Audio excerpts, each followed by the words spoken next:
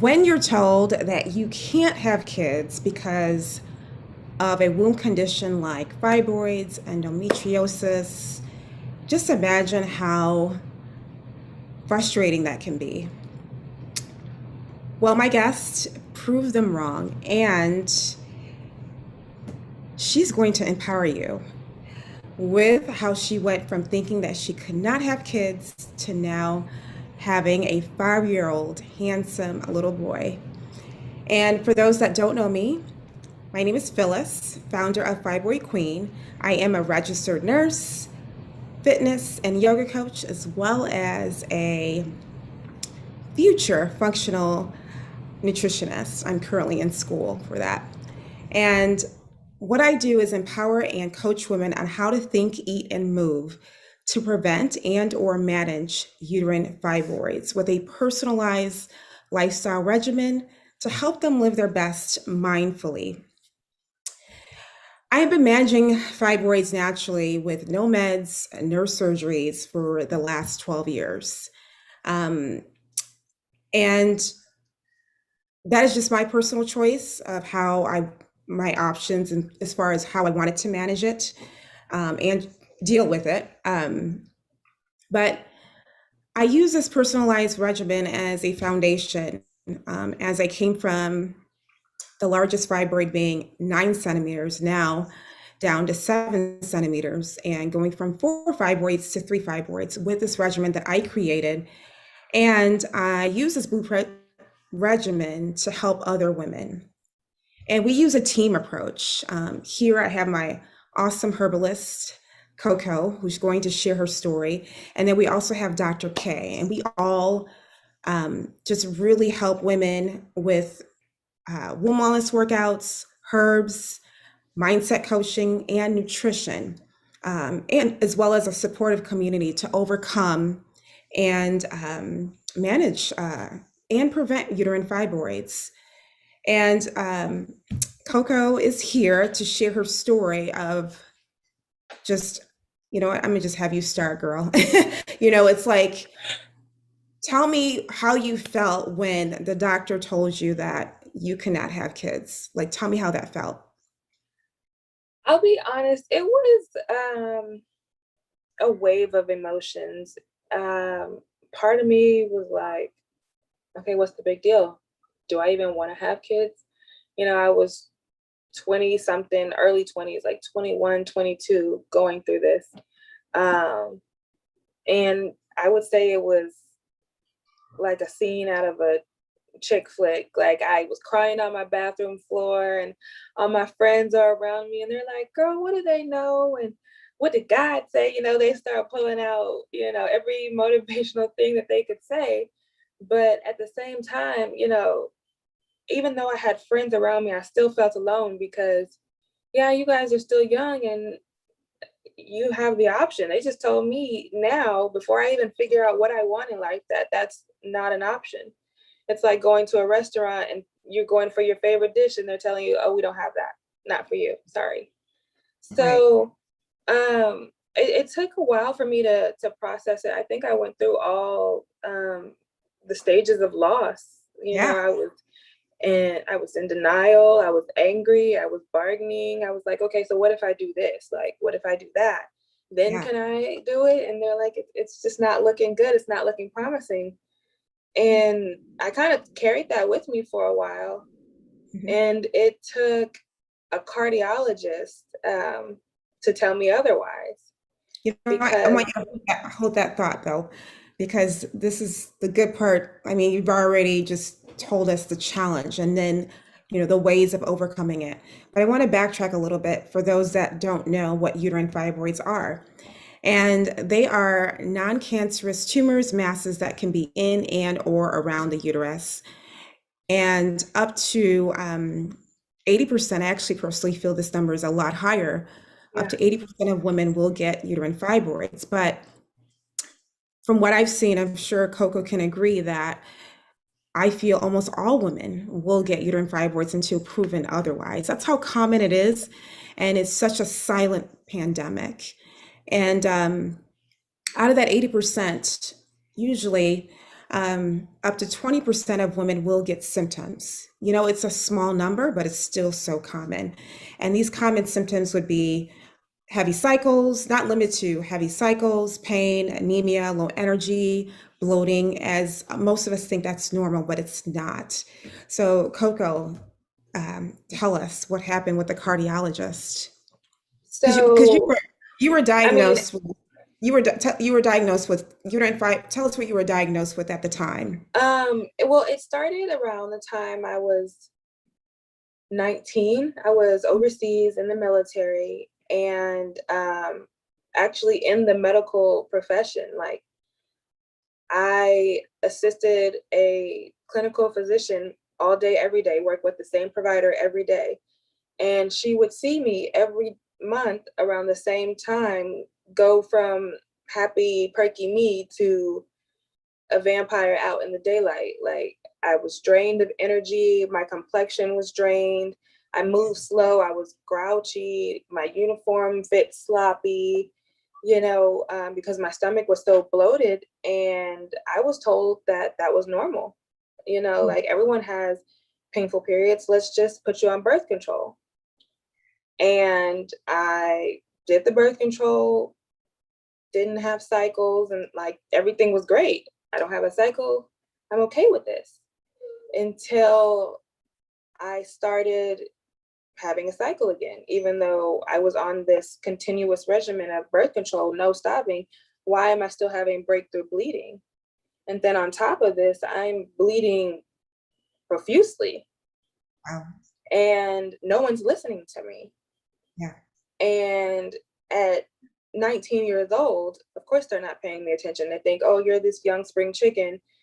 You just got periods or something. Like, get over it. There's millions of women walking around with cramps and bloating, and they do this every day. And especially working for a female doctor, she was like, okay, I have cycles. What's the problem? Here's some birth control, take some Tylenol, and let's keep it pushing. And it got to the point where I passed out at work for them to finally take me seriously. And I think that's the case for a lot of African American women in the United States. We bring our concerns to the forefront and we're ignored. We're told that we're strong, it's probably not that bad. But really, the case is for a lot of us, it doesn't show up. We don't show up. We're not concerned until it gets to a point where we can't push through our days anymore. And it took me advocating for myself millions of times, because here I am, this young Black girl overseas on an island that's 42 miles long, and I don't know what's going on with my body. And I finally got a pap smear. My pap smear came back abnormal. They repeated it, came back abnormal again. And that's kind of when they started taking things seriously. And when I met with the provider, she was like, you've just been on birth control all this time, just feeding it. Like, the continuous birth control without any break for a year, you've been just feeding it. It's like feeding a monster. And at that time, I was shocked, because here I am. I trust this provider that I work with, and she didn't even know the extent of what it really was. Right. And no one had even taken me serious. And I don't blame her, because that's what you're taught. You've been to nursing school just like I have, and it's kind of what you're taught. Like, if they have this symptom, this symptom, this symptom, give them this, and that's the remedy. Right. And if not, take a uterus. And here I was battling not only cervical cancer, but endometriosis at the same time. So what I was told were lesions. And, those that are not in the medical field, when you hear lesions, you're thinking of little cuts or, little tears, when lesions are fibroids. And you have multiple ones all over, and you don't know it. And I wouldn't have known it if I wasn't in the medical profession and had the knowledge to ask for my medical records, to actually look and see what the provider is even putting in the chart. And that's a big thing. A lot of people don't even know what their provider thinks or what they said. So you really have to advocate for yourself. And that's a big thing with me. Like, a lot of people believe because I'm an herbalist that I don't like Western medicine or pharmaceutical medicine. And that is a myth. For me, I work with the provider. So if you have high blood pressure and it's close to stroke level or heart attack level, depending on what other symptoms and conditions that you may have, but this is the state of your body at this moment, I'm not going to tell you, here, come take these herbs and don't take that stuff, because we Right. need something to manage your blood pressure at this current moment while your Right. body is in the process of healing and regenerating itself, because that's possible, but you have to create the environment for it to do so. Mhm. So they work on the symptoms while I work on the condition. Right. And Right. it's a team effort. It's really important. Right. But when I think back to what really started healing my body was that cardiologist. And because I had endometriosis, um, uncontrolled asthma, anything could flare. If the temperature change went from too cold to too hot, I'm having an asthma attack, and it's severe to the point where I'm constantly having to be admitted to the hospital to regulate my breathing. And I had supraventricular tachycardia. My resting heart rate was like somewhere between 110 and 115. So anytime I work out, your heart rate goes up at least 75 to 100 points. That's Mhm. putting me well in the 200s. That's not a healthy heart. Mm. And all of this I'm battling at 22, 23. And I will never forget this conversation, because this was an older colonel. He'd been in the military for like 28 years, been a cardiologist, one of the best cardiologists in the military. People love to have him, they get sent to our hospital to be able to see him. So I Mhm. was really honored to be able to be his patient. And I'm excited because I know he's going to tell me how to fix my heart. And it's an 8 a.m. appointment, and he's going over my stress test over my heart. He was like, "Do you want to die before you turn 30?" And I was like, "Well, good morning to you too, sir." What can you say? I'm this low class airman, and he's this colonel, and he's just coming straight in the door. Like, do you want to die? Because that's where you're headed. By the age of 30, your heart is not going to make it. You can't breathe. Your heart can't make it. What's left? Your heart and your breathing is the most important part. He said, this. You're in nursing. You're a paramedic. You know that you check airway, breathing, and circulation. You're failing in all of those right now. I remember this conversation like it happened this morning, because those words were like, it hurt. I admit I left that appointment. I cried. I went to the bathroom and I cried for a while, but I needed to hear that. I needed someone that cared about me and said, "Hey, you need to take care of yourself because what you're doing is not working." Right.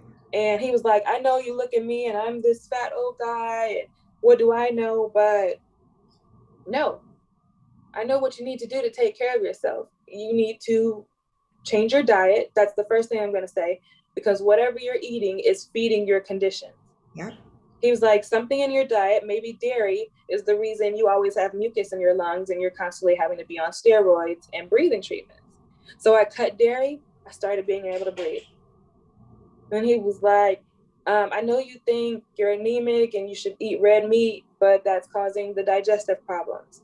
Try leafy green vegetables. I did that. I no longer needed iron. Hmm. And so when I started making those small life changes, which actually were really big as I look at it now, because I did everything, like as soon as I left that appointment, I gave all my food away to my neighbors. I didn't want to just waste food. There's hungry people out here, but I can't eat this. And I know somebody will. And I went to the farmer's market, and I only started shopping at the farmer's market.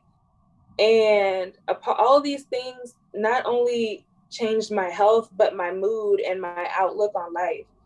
Just having that regimen of every Sunday morning, I go to the farmer's market and I walk around in the sunshine and I'm smiling, I'm interacting with people, I'm picking my own fresh produce. I go home and prepare for the week. All these little things. My mind felt better. I slept better. I no longer needed Ambien.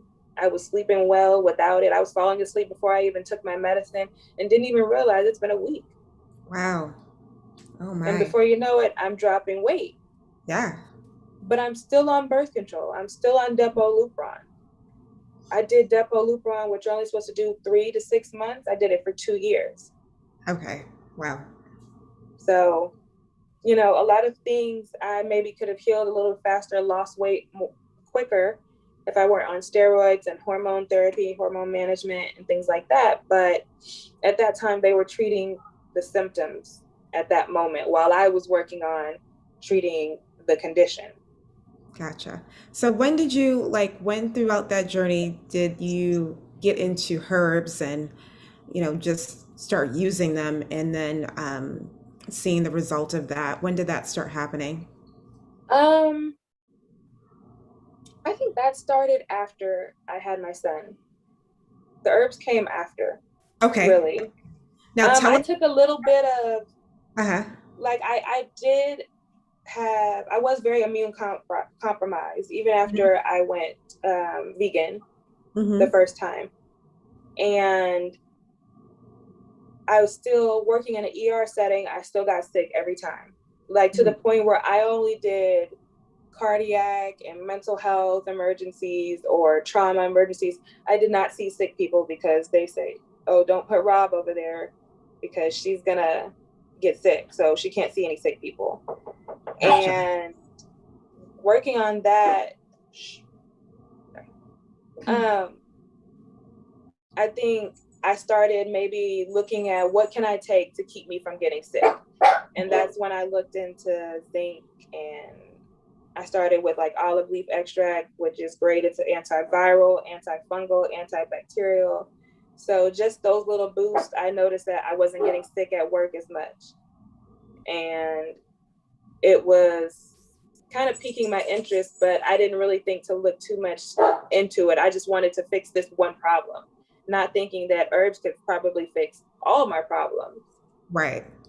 But after I had my son is when You the start. journey really got into it. Let's backtrack a little bit because you went from thinking that you cannot have kids and then making all these lifestyle changes, eliminating dairy, focusing on fruits and vegetables, keeping yourself healthy, and just your whereabouts with other immunocompromised people. So tell me how the pregnancy happened. Not happen. I know how it happened, but what I mean. When did it So, happen? Yeah. um, without being too candid, uh, my partner and I had the conversation with him, like, I can't, go away, son. I'm in a meeting. Yes. Sorry. That's Mom, life don't stop. No, I'm in a meeting. Please stop knocking on the door. He don't stop. He don't care. He don't care. But I told him I'm gonna be in a meeting. He doesn't care. he's so cute. Um, but we had the discussion that we weren't gonna. I can't get pregnant, Right. but that didn't stop me from being safe at the same time. And that's why I say this child is my rainbow magical cat in Yeah. the hat kind of. Mhm. I don't know. I thank God for him every day because I'm still surprised sometimes. Like, how did you get here? I was still on birth control Really? when I conceived him. Yeah, I was Man, still on birth control to manage um, my estrogen levels. They put me on a high progesterone birth control to keep the estrogen at bay. And it was continuous, meaning, well, actually, no, it was, I did every other month. So it would go 1 through almost 2 months, and then I would have a cycle and then stop. And it came on the same day at the same time, like clockwork, on the second at 4 p.m., never misses a beat. Like, that's how my health was so pristine that I could time when my cycle would begin. And it was wow. very minimal. I noticed I wasn't having as much cramping. I still cramped a little bit, but your uterus is literally contracting. So it's going to be a bit of a cramp. But, I really noticed the change. And I remember going to a Halloween party. It was on October 31st, and I had I had 2 shots, and I felt like I had 7. I was like, I am done. And my friend made a joke. She was like, "Oh, you a lightweight now? Maybe you're pregnant." I said, "Girl, my name is not Mary. I'm not pregnant. That there's no way that would be an immaculate conception," because I had did dye tests where they push dye through your tubes to see if it comes out, to see if there's an egg. That's one of the fertility tests that they do. And I did that, and it was like 35% chance. Oh my And God, look at that.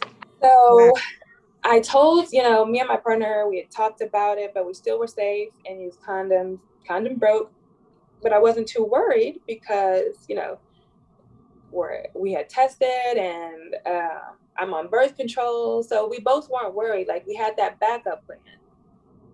Yeah. And then November 2nd came, and 4 p.m. came, and I felt weird. Like, I wanted chicken wings.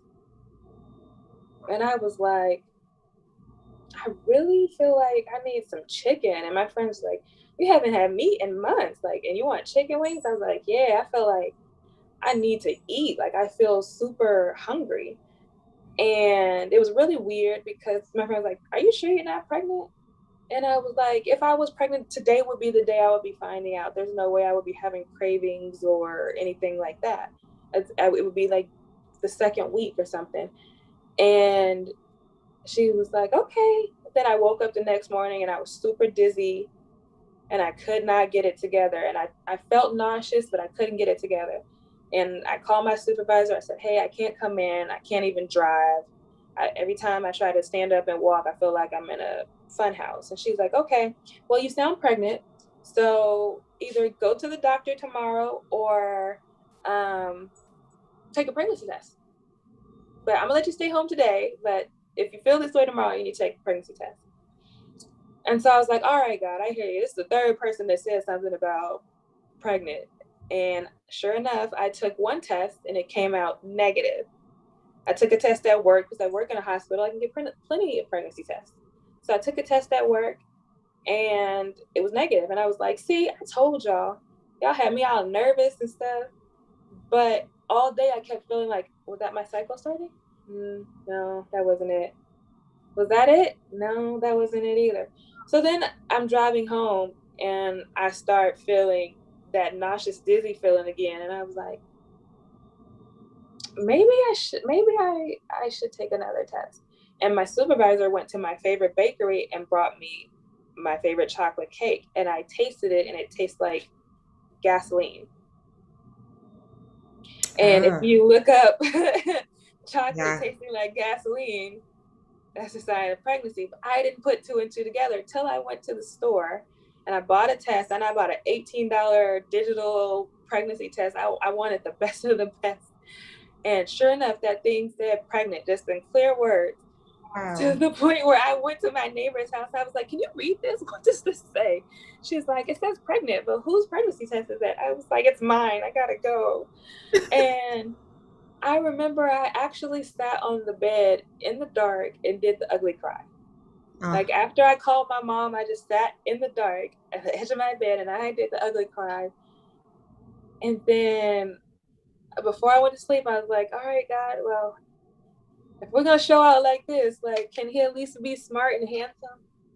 So, like, just make him really smart and really handsome. Just, just a beautiful child." And he heard me because my soon-to-be 6-year-old is all of that. And I woke up the next day and I was like, "All right, let's do this." And throughout that whole pregnancy, I felt good. I did start eating meat again, but I only ate chicken. yeah. Um, and my pregnancy went so well, but at my first checkup, my doctor was concerned. She was like, "Well, I don't want you to get too excited. I don't know how long this pregnancy will be viable, because since I saw you last month for your pap smear, you've lost 14 pounds." And she was like, "How much are you vomiting?" I was like, "I'm not vomiting at all. I feel great." And she was like, "You lost 14 pounds in a month." I was like, "But I feel amazing. My skin looked great. My hair was glowing. My nails were long. Like, I wasn't swollen in the face or anything. Like, I felt great. As opposed, the only thing I didn't like is the smell of sweets. And my son, me being vegan for so long, and even him being vegan the first 2 years of his life, he did not like sweets. Like, the thought of chocolate cake, actually, he hated. He threw it on the floor.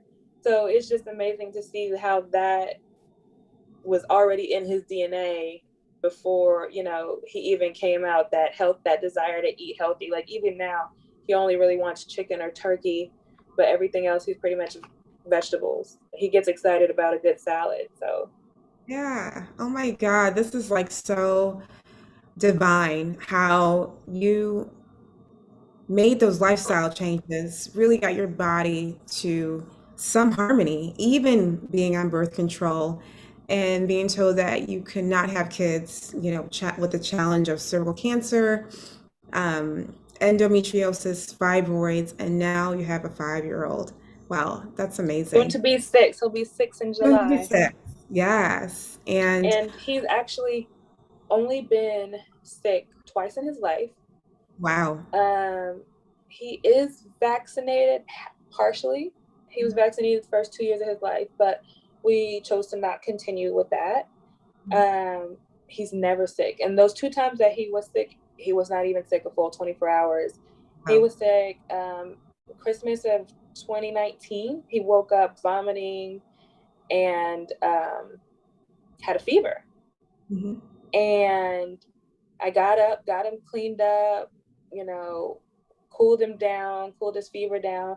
I was in the kitchen like some old root working grandmother. I was dropping herbs and elderberry. I was cooking up a Yeah. syrup that I made. And I think that that was the most beneficial that I had ever seen my syrup work for someone who had like a virus, because they got it as fresh as it could be, fresh out the pot. And I dosed him and he quickly went back to sleep. And that was maybe at 4 a.m. He woke up by 10 a.m. and was ready to open presents like nothing happened. And I was monitoring him all day, seeing if the fever was going to come back or if he felt nauseous or going to vomit. He's like, no, I feel fine. Like, that was Wow. last night, mommy. And I was like, and people are so amazed. Like, he is so healthy. He never gets sick.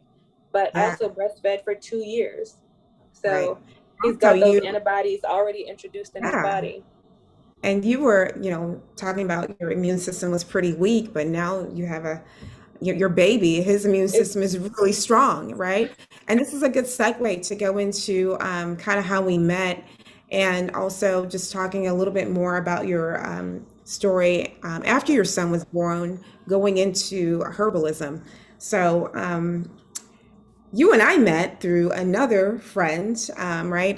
This friend I knew from years ago reunited, and she was like, "You know what, Phyllis? I have someone that will be perfect for you. You guys have like the same philosophy when it comes to holistic health." And then you and I connected, and I feel like we're like soul sisters. Yes, for Just sure. knowing kind of our, just the thought process and how we carry ourselves in life and spiritually and things like that. And knowing that you are someone that can be very instrumental in my Fibroid Queen team. And one of the reasons why you and I connected, just based on your story and your just your passion for helping women and the many people you've helped even outside of this. But go into your story of like, after your son was born, what made you want to go deeper into herbalism? So actually, I wish I had a little screen by pictures I could put up, but I think it started when he was maybe 2 months. Well, no, take that back. It started when he was born. So, I thank God for my medical knowledge because it really saved my son's life in the first 2 weeks. Uh, he was born and he had jaundice, and I felt like he was very jaundiced before we left the hospital. And of course, the provider did not listen to me. He's like, no, all babies are yellow when they're born. Just give him a couple days to, cool off, and then he won't be yellow anymore. And he'll probably get some more color. That was a lie. Still light skin. But um, his eyes began to get more and more yellow, and his skin became yellow, and his nails became yellow. And even though he was breastfed, he slept a lot. Like, all he did was nurse and sleep. And people were like, well, be lucky, you got a newborn that nurses and sleep. But it's like, no, he's just groggy all the time, like almost lethargic. And I'm very grateful that his pediatrician, when he was born, was my pediatrician from the Oh, time I was 9, or no, younger than that, 7 to about 16, because that's when I graduated high school. So I was so grateful that he was still a provider, and I felt like I had a medical professional that I could really trust with my child's life. Because this is this little miracle child. Like, I'm going to protect this thing with my life, because he came full term. Actually, I had to have him early because he was so big the whole pregnancy. Big, healthy baby, no complications. I did have to be on bed rest the last month of my pregnancy, but that was just because he was big. wow. And Now, yeah, really quick, the the status at that time of your condition was pretty manageable, right? So, right. um, it So was. Go ahead. at that time, I had to stop my beta blockers that I was on Okay. for my heart condition. And I had to stop the corticoid steroid that I was on for my asthma. I had to stop all of those things. The only thing I could use was a Buterol for a rescue inhaler if I got to that, and baby aspirin if I had chest pain. But Mm, the biggest concern was the baby putting too much pressure on my heart, on your heart. Gotcha. so the last month of my pregnancy, um, they put me on bed rest because my heart rate would spike when I would stand up. Mm, But other than that, like, I felt good. I had no other complaints. And he was just a really big baby.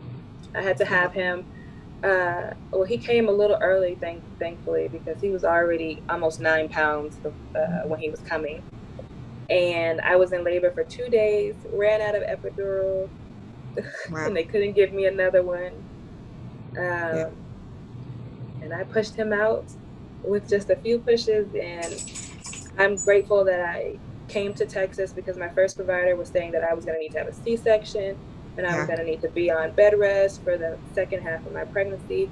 And my mom said, no, you come to Texas. I have a provider I want you to see. And grateful that she was a strong Black woman with her own independent practice. She can make her own rules and, see her patients how she wants to, doesn't have to follow a certain office protocol or policy. So when I came and I gave her my pregnancy records, and like, this is what my doctor recommends, like, I already know I'm gonna have to have a C-section. She's like, who said that? Hmm.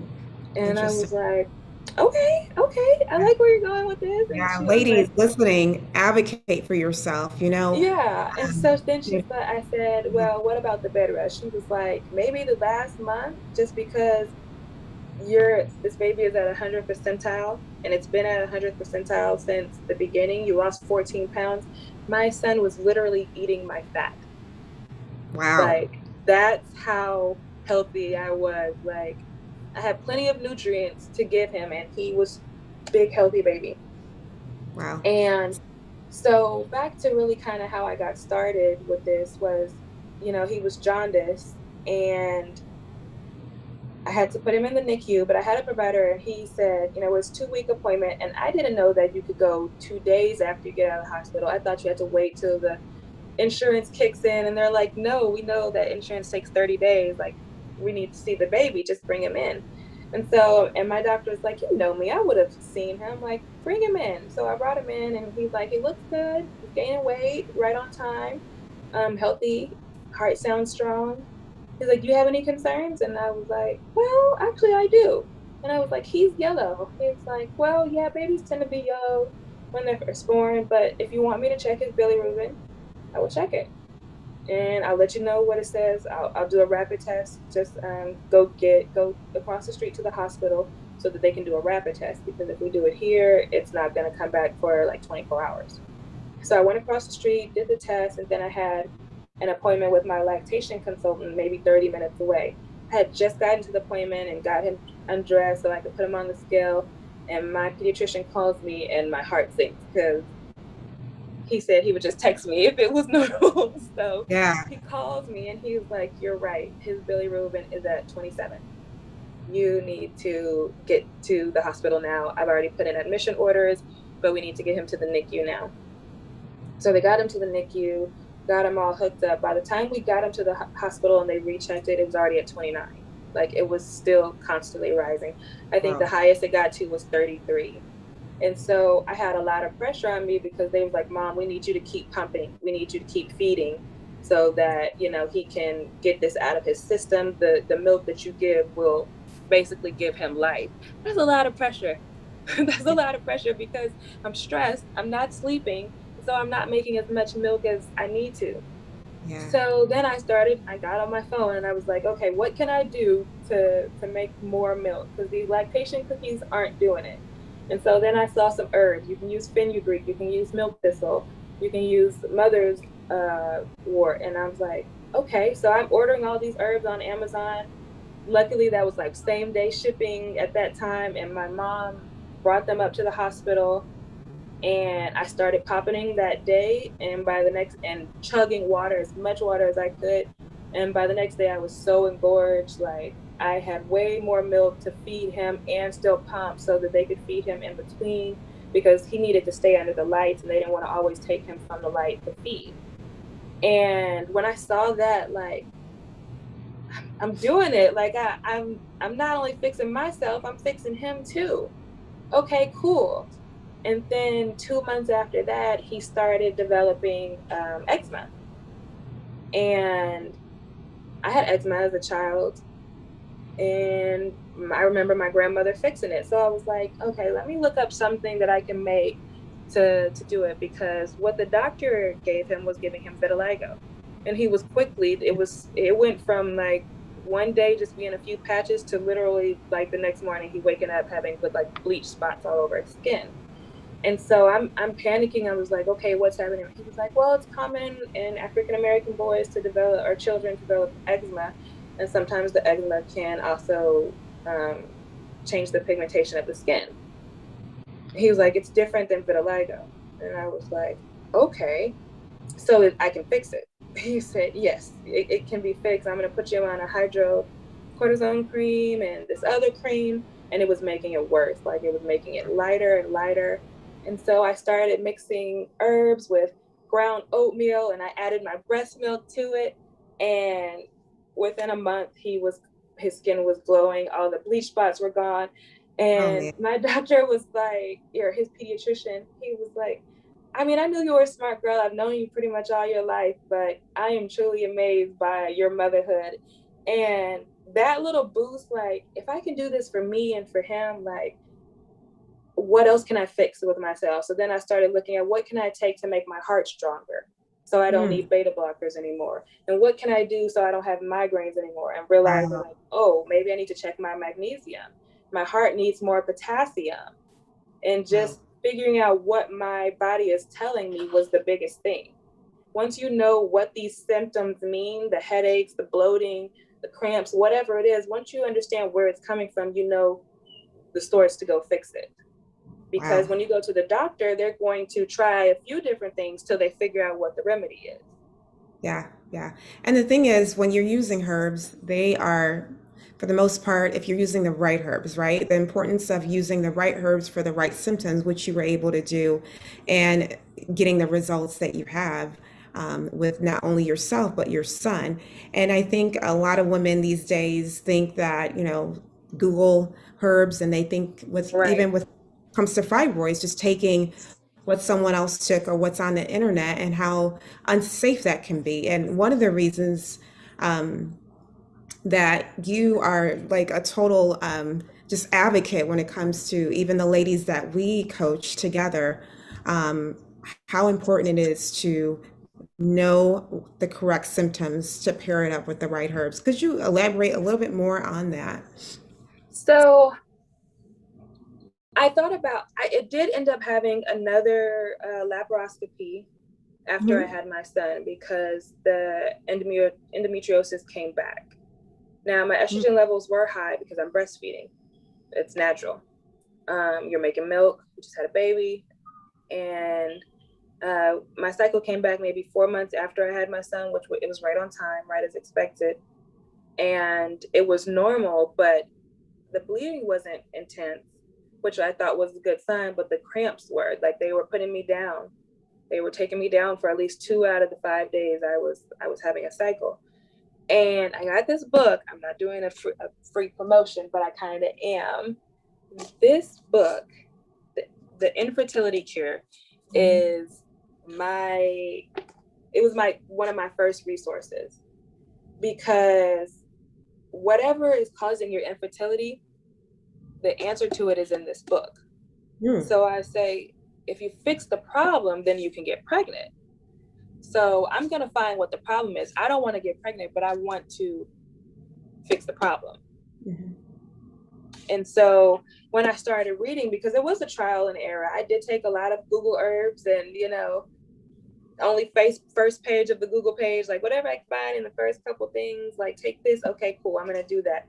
And I had some things that made me vomit because I was mixing the wrong herbs together. Um, I was still taking the lactation herbs, which I was kind of still using like a pill. And the difference between pharmaceutical medications and herbs are the point of taking them is to not eventually not need them. Right. So that your Exactly. body is functioning completely on its own. It shouldn't need something else to do its job. Yeah. Now it's Af- okay to give your body a boost with, maybe sea moss gel or the olive leaf extract for your immune system, but because that can always fluctuate different times of the month, things like that. But as far as things for conditions, there should always be an end goal with that. Exactly. So And I love that that's you the biggest said thing. that the goal is to eventually not have to take anything, get your body in harmony where you're not dependent on herbs, you're not dependent on medications just to live, right? As we wrap up, because this story, oh my God, I know, I'm sure you watching this are going to be empowered. But as we wrap up, I mean, what can you appreciate about what we do now as a team for women? I will say, since I've been, I guess, 18 now, I joined the military at 17. So 18, I've been in the career field of helping people health wise. And, I'm all about more life, vitality, things like that.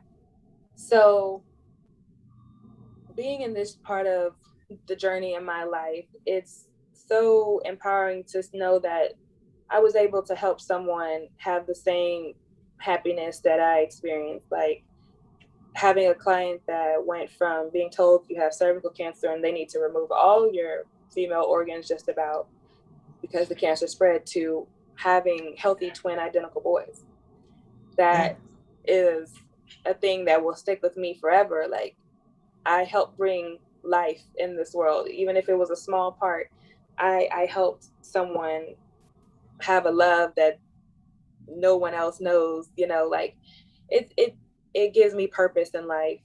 And I can tell that this is my purpose in this life, to be able to encourage women to advocate for themselves. Don't take no for an answer. Don't take your health at risk. Like if they're not giving you what you need, move on. But there will be people that stand behind you and stand up for you. And that's, I think, what we do a lot. Sometimes we come up with clients that say like, oh, my doctor says I don't need this lab. Yes, you do. Yeah. Yeah. Yes, you do. Yeah, definitely. Yeah. And what I can just knowing that you and I are kind of more so using our expertise and passion to help these women, as it needs to be a team approach. And one thing they may not be getting outside, in between their doctor's appointments, going to their doctor, is having someone connect the dots for them, knowing that, how you were born, what you've been on antibiotics most of your life, all of those things really affect your body's chemistry and also how you're going to heal. And if you chose surgery to remove the fibroids, knowing that it does not prevent them from growing back. Right. You know, how to prevent this from happening again. And that's what I really can appreciate with, you know, having you as a teammate, and also how we work with the ladies, their doctors, work with their doctors, and help them really see, you know what, if I get more in tune with my body, I'm going to be aware of what's going on with it. So, one thing I do want women to know watching this is that we are coaches, advocates that help you with whatever decision you choose. We do have women that join the Fibroid Cream program, our womb wellness program, and um, want to get surgery because they want to conceive, or their fibroids are really big and they want to do that. We support them. And we do have women that just want to go the natural route, like Coco and I have done, and we help them as well. So just keep that in mind. And Coco, any other things that you would like to kind of close out with as we kind of I wrap just up? I just want to close out on that last thing you just said, especially with the surgery, because I've been someone who's had three. Shh, hold on, son. I'm almost done. I have been someone who has had 3 laparoscopies, and what should have been a few in small incisions and going through it with the camera end up having to cut it all open and see to be able to remove it. So I have been someone who has had surgery in the past. So I won't say don't get it. If you feel like, you know, you're in too much pain, I know women who have bellies that look like they're 5 months pregnant and they're miserable and they can't sit up straight, or, you know, things like that. Yes, put yourself out of misery, because that's going to take a long time to bring that down. Not to say that it can't be done, but if you're at your breaking point right now, I'm not going to sit there and let you suffer. What I'm going to do is we're going to get you as healthy as we can before your surgery, so that when you go in there, you have the optimal level of health and your body is prepared to heal itself. But Right. if you feel your body full of junk and you don't take care of yourself, and then you end up having surgery, now you want your body to come in and heal itself, it has nothing to work off of. You didn't give it good materials to work off of. So Exactly. what we're going to do is get you healthy, and then before the surgery, and then after the surgery, we're going to work on preventing those from growing back. We're going to work on managing your hormone levels, making sure that that's checked, checking your endocrine health, you know, making sure you don't have a thyroid condition or something that is affecting your hormones. Because a lot of people think that it's just estrogen that is, you know, the issue why you have fibroid, when it could be progesterone, it could be testosterone. And a lot of doctors assume that's their first answer. If you have happy cycles and you don't want to be on birth control, let's have a hysterectomy, instead of Right. looking like, let's see where this is coming from, because it's Exactly. not natural. Yeah, not natural. And if this amazing, empowering video story, right, the one and only Coco, resonated with you, and this is something you need as far as prevention, as far as managing your condition, getting to the root cause so you're not going through this again, and it's not manifesting into other things, as there has been research that fibroids is linked to other hormonal conditions, thyroid dysfunction, rheumatoid arthritis, and really want to live your best. Well, we may be able to help you. And in the comments, I will leave the link if you're open to scheduling a consultation with Coco and I, so we can really hear your story and see where you are right now to get you in your best health in whatever decision you choose. Just know that a personalized, holistic regimen is not an option, it is a necessity. And Sure. that's what women do not know. And we have been through it. We have been through the fibroids, the endo, the, you know, heart issues. We are here to tell you that there is hope. So if could do it, so can you. And Coco, I can't thank you enough for sharing your story. I'm sure many, many women are going to be so inspired and so hopeful to know that, you know what, it's beyond a piece of paper. It's beyond being told that, you know what, you're not doing this, you're not doing this. No one can tell you your fate. Only you can at the end of the day. So, other than that, Coco, anything else you want to share before we close up here? No, I think I've said enough. All right. Well, join the Fibroid Queen team. We got your back. And thank you for listening. Peace and blessings. Bye bye.